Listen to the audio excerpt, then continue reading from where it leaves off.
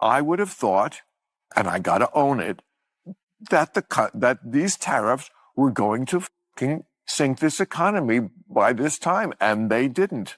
So, you know, how do we deal with that fact? Bill Maher, once the darling of the liberal elite and a card-carrying soldier of the anti-Trump resistance, just shocked the world. He didn't just question the left. He called them out, defended Trump, and shattered the carefully curated narrative that progressives have been spinning for years. Are we witnessing the awakening of a man who's finally had enough of the left's delusion?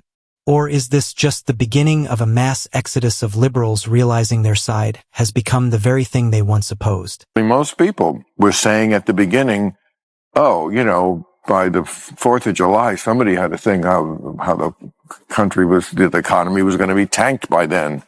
And I was kind of like, well, that seems right to me, but that didn't happen. Let me pause right here and give Ma his flowers, because this level of honesty is extinct on the left. He straight up admitted that the economy under Trump wasn't the apocalyptic nightmare CNN and MSNBC promised us. Remember the so-called experts who clutched their pearls over Trump's tariffs? They all screamed doom and gloom, warning us of economic collapse. But when their doomsday scenarios didn't materialize, did they offer a shred of credit to Trump? Nope. They doubled down and moved the goalpost. What Ma did here was call that out. And in doing so, he exposed the rot. The media couldn't bear to admit they were wrong because that would mean acknowledging Trump did something right. And that's apparently the 7th deadly sin in progressive circles. Kudos, Bill, for daring to speak the forbidden truth. It could happen tomorrow. I'm just saying that's reality. So let's work first from the reality of that, not from I just hate Donald Trump. Because that's boring and doesn't get us anywhere and leads you to dishonesty. And here it is, the smoking gun. Ma nails it. The left is losing because they've become addicted to dishonesty. It's not just about winning anymore. It's about manipulating reality to fit a narrative. If that means rooting for America to fail under Trump just to say, I told you so, they'll do it. The suffering of working-class Americans, collateral damage in their political chess game. This isn't politics anymore, folks. It's pathological. And what makes it worse is their smug detachment from the very people they claim to represent. If Bill Maher is calling you out for being disingenuous, you've officially gone off the rails. It's a wake-up call for a party that's been hitting the snooze button for far too long. The American people see it. Maher sees it. And the Democrats, they're still busy writing fiction. I don't know what his strategy is, but look, your shot doing nothing, not engaging, has zero chance. Mine, this guy, I'm telling you, I know this cat a lot better than I did before. He's a people person. He talks to people. You have to keep the lines open. The stupidest thing the left does, and this dinner is a perfect example of it, is having this attitude toward the right that we won't even break bread with you. We are so far above you that we won't even sit down at the same table. You want to know why the left is in a downward spiral? It's their arrogance. That smug holier-than-thou, we know better than you attitude that turns off everyone who doesn't live in a coastal echo chamber. Maher's warning here is simple. If you cut off Trump voters, you're cutting off half the country. Period. But the left doesn't get that. They don't want unity. They want obedience. And in their ivory towers, they think demonizing Trump supporters makes them look virtuous. Newsflash. It makes them look insane. These are Americans with real concerns, real jobs, real families, not cartoon villains. You don't win hearts and minds by spitting on them. Maher sees it. He's trying to salvage what's left of civil discourse, and he knows that if Democrats keep doubling down on condescension, they'll soon be a relic stuffed, mounted, and displayed in the Museum of Political Failure. That is their attitude, and that makes me sick too. I'm glad I break bread, and what makes them hate the left so much. They think that they're deplorables. We're deplorables, and you won't even sit down to dinner with us. Well, good luck. See how far that gets you. This one cuts deep, and Ma isn't just talking politics here. He's speaking from raw personal experience. The man had the audacity to share a meal with Trump, and suddenly he was a pariah, a traitor. How dare he engage in dialogue with someone outside the liberal hive mind? The backlash was swift and venomous. But Maher didn't back down. He doubled down, and rightly so, because the left isn't interested in understanding. They want uniformity. You're either with them or you're deplorable. And the irony, this intolerance is what's sinking them in the polls. Americans are tired of being lectured, tired of being labeled. And Maher, he's tired too. Tired of pretending that civility is betrayal. He's trying to save a party that doesn't want to be saved. Dems, and let's look at their net favorable ratings. Whoa, woof. I mean, my God, we mentioned CNN. We had that poll come out a little while ago on their net favorable rating. They were 26 points underwater. You think that's low enough? How about we go even lower? We'll go to this side of the screen. I'm going to walk over here. We go to the Wall Street Journal, minus 30 points underwater. You want to talk about media bias? Ma just threw a haymaker at the legacy press, and deservedly so. The way these people hyperventilate over everything Trump does. You'd think he causes earthquakes when he walks. Trump sneezes and they call it biological warfare. This is why no one trusts them anymore. They've traded journalism for melodrama. And Ma, being a longtime media insider, sees the absurdity. The left-wing media lost the plot years ago, and in their desperation to destroy Trump, they destroyed their own credibility. Maher's not defending Trump for the sake of it. He's defending truth and calling out the cartoonish overreactions that have made the press a global joke. And again, the spirit of it is something that if someone with the blue hat said it, people would nod along on the left. Yes, exactly. There's plenty of things he says. You don't have to invent them. Can I just say one thing? And I agree with you. All those criticisms are fair. But there's been a lot of violence, as Nancy Pelosi knows, and a lot of threats. Let's talk about the left's favorite illness, Trump derangement syndrome. It's terminal, and Ma is prescribing a hard dose of reality. He knows this obsessive hatred of Trump backfired in 2016, and it's about to do it again. You can't run on hate. You can't build a platform on pure hysteria. Ma is practically pleading with his own side. Stop crashing the car and blaming the GPS. Trump's not the problem. They are.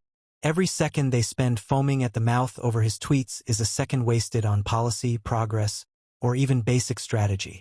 Maher's warning isn't just political. It's prophetic.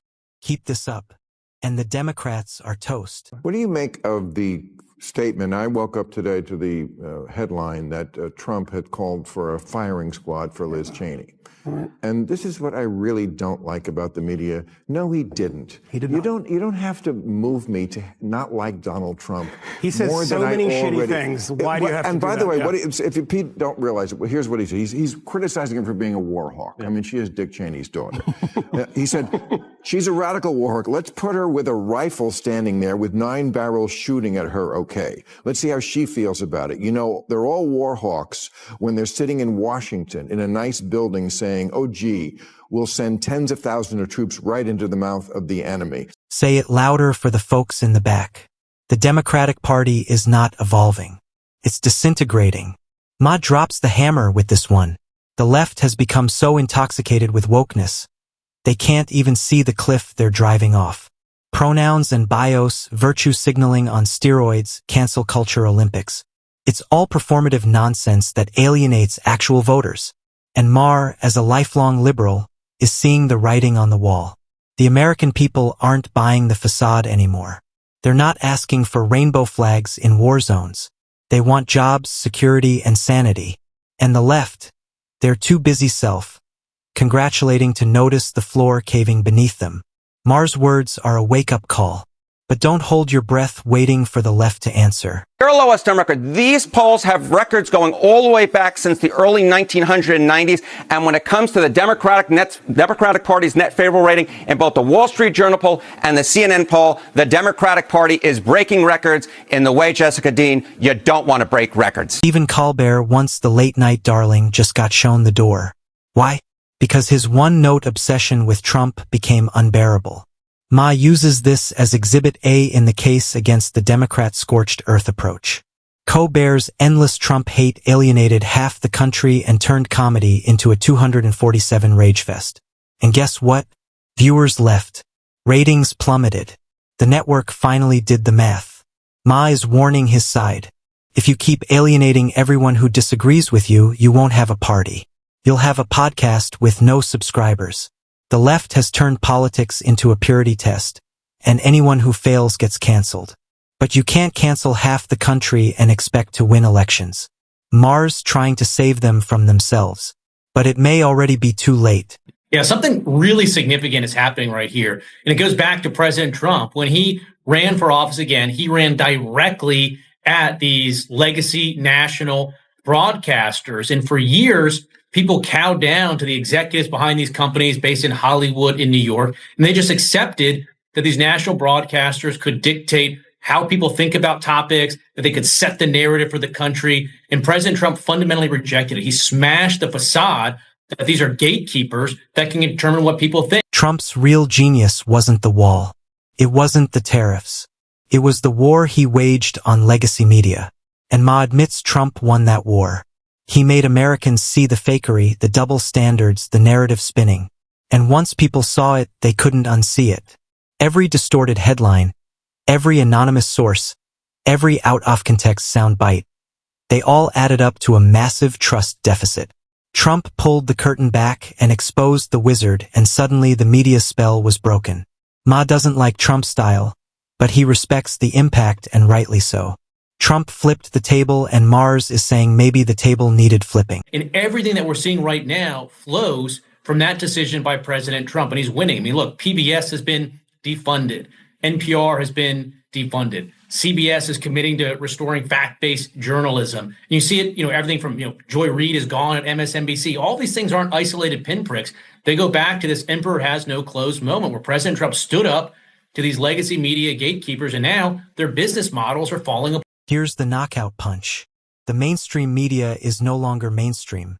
Americans are flocking to independent voices like Joe Rogan because they're sick of being gaslit. They want truth, not theater. They want nuance, not narratives. And Ma, ironically a media figure himself, is saying, yeah, they've earned your distrust. That's seismic. When even old guard liberals are telling you to tune out CNN and MSNBC, you know the tide has turned. Independent media is winning because it respects its audience. Ma sees it. Rogan embodies it. And the Democratic machine, they're still faxing talking points to a world that's already moved on. The information war is over. The people have spoken, and Maher, at long last, is finally listening. So Bill Maher, the same guy who mocked conservatives for decades, just pulled the emergency brake on the Democratic Party. He didn't just criticize from the sidelines. He defended Trump, torched legacy media, and exposed the intellectual rot that's decaying the left from within. And he did it on live TV. This isn't just a moment. It's a movement. Ma sees the writing on the wall. The left has lost its mind. And unless they pull back from the edge, they're going over it. America is waking up. The spell is breaking. And people who once mocked Trump are now defending him. Not because they love him, but because the alternative is so much worse. The Democrats had their shot. They blew it. And now even their own champions are jumping ship. If Bill Maher is waking up, maybe it's time we all did. Like, share, and subscribe for more raw, unfiltered takes that the mainstream won't touch. The truth doesn't care about your political party, and neither do we. Stay informed, stay bold, and keep questioning everything.